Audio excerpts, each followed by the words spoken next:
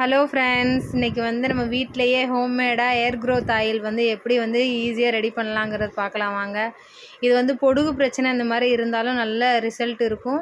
இதுக்கு வந்து என்னென்ன தேவையான பொருள் வந்து நம்ம பார்க்கலாம்.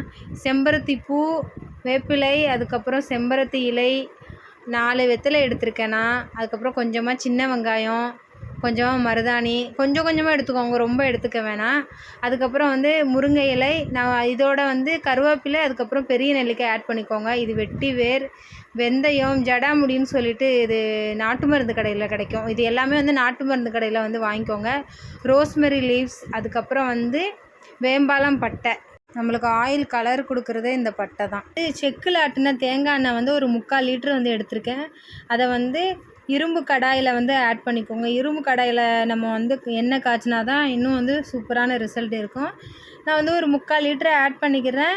இந்த இலை எல்லாத்தையுமே நான் என்ன பண்ணுறேன், சாப்பரில் வச்சு சாப் பண்ணி எடுத்துக்கிறேன். மிக்சியில் போட்டு நான் ஆட்டலை. இந்த மாதிரி சாப்பரில் தான் நான் போட்டு சாப் பண்ணிக்கிறேன். உங்களுக்கு இது மாதிரி இல்லை அப்படின்னா மிக்சியில் இந்த மாதிரி கொரப்பாக வந்து ஆட்டிட்டு லைட்டாக வந்து எண்ணெய் சூடாகினதோடு நீங்கள் வந்து போட்டுருங்க. ரொம்ப வந்து சூடாக வச்சிடாதீங்க ஆயிலை, இல்லைனா வந்து ரொம்ப சீக்கிரமாக அந்த போட்டிருக்கிறதுலாம் வந்து கருக ஆரம்பிச்சிடும்.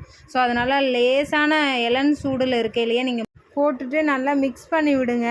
நம்மளுக்கு இந்த மாதிரி பண்ணுறனால ஒரு 5 மினிட்ஸ் ஆர் 10 மினிட்ஸ்லேயே நம்மளுக்கு வந்து ஆயில் வந்து ரெடி ஆயிரும். நீங்கள் ரொம்ப வந்து ஃபைன் பேஸ்ட்டாக நீங்கள் மிக்சியில் போட்டு அரைச்சிங்க அப்படின்னா ஆயில் ரெடி ஆகிறதுக்கு நம்மளுக்கு ரொம்ப நேரம் பிடிக்கும்.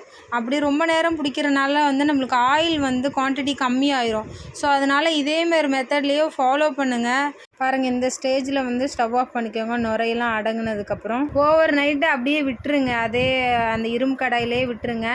அது எல்லாமே கூல் டவுன் ஆனதுக்கப்புறம் ஒரு காட்டன் ஒயிட் துண்டில் வந்து நீங்கள் ஃபில்ட்ரு பண்ணி தனியாக எடுத்து வச்சுக்கோங்க. நீங்கள் வந்து கண்ணாடி பாட்டிலில் வச்சுக்கிறது மஸ்ட்டு. எப்போவுமே வந்து கண்ணாடி பாட்டிலில் வந்து ஆயில் காய்ச்சின எண்ணெயெல்லாம் வந்து நீங்கள் அதில் வச்சுக்கிறது தான் ரொம்பவே எஃபெக்டிவாக இருக்கும். ஸோ அதனால் வந்து கண்ணாடி பாட்டிலில் ட்ரான்ஸ்ஃபர் பண்ணிக்கோங்க.